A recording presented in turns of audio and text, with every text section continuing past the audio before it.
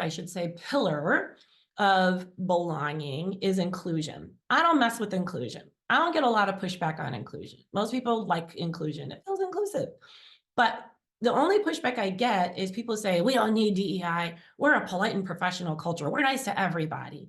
And then I remind them, like, well, nice, polite, and professional, that's not quite inclusive. That's a lot of times just tolerant of different people. And I sort of go through the spectrum of inclusion so they can appreciate. True inclusion means more than what you think. And to get there, we got to do more than what you think. So on the low end of inclusion is tolerant, polite, professional. We're kind to everybody. We say good morning. We appreciate that everyone is different, not too interested. I'm going to stick with, what I know in my comfort zone. We'll stick to the sports and the weather. That feels good. And it's not bad. But what I tell my clients, we're not going for a not bad culture. We got to plus it up a little bit with some effort and intentionality to be great, a great culture that people want to come and stay.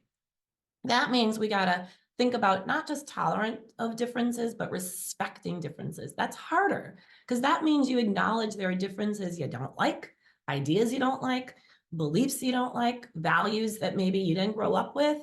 They may not be important to you, but I acknowledge they are important to others. A little harder to do. So people start to see, oh yeah, I can see where we got to work on that. And then true inclusion means appreciation. That means I believe so much in the value of people feeling that sense of belonging. I'm willing to go out of my own comfort zone to uncover, explore differences that may be holding people back from feeling that sense of belonging. So people kind of start to understand like, oh, it's more than just being polite. Got it. It's still a little high level, so I try to make it a little bit more tangible with an example of what does this look like in a meeting. Tolerance in a meeting may look like, hey, everybody's talking about the plan, the goal in mind, and somebody raises their hand and said, I got an out of the box idea. What do y'all think? And people say, oh, thanks for sharing, but let's just get back on track. We're going to go down that path. So it was polite, it was professional, no one was hurt, but the person who shared the idea might be thinking in their mind, why did I bother anyway? Not horrible, but kind of like, what respect would look like in meeting is the same person says, here's an idea. And even if it's not an idea that you like, even realistically, we're not going to change the plan. The fact that someone raised it, let's acknowledge, right? And say, well, okay, why don't we explore how your ideas may impact what we're trying to do here?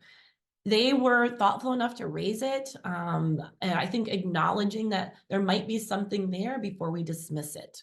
And then true appreciation means in a meeting, we're actually going above and beyond. We're being proactive and we're not settling for just the ideas that were in the room, because what do we know? There could be different ideas that push us to be even better and more thoughtful. So we say, actually, what are some differences that are not represented in the room? Who's not in the room? Who maybe should weigh in before we say the decision is final?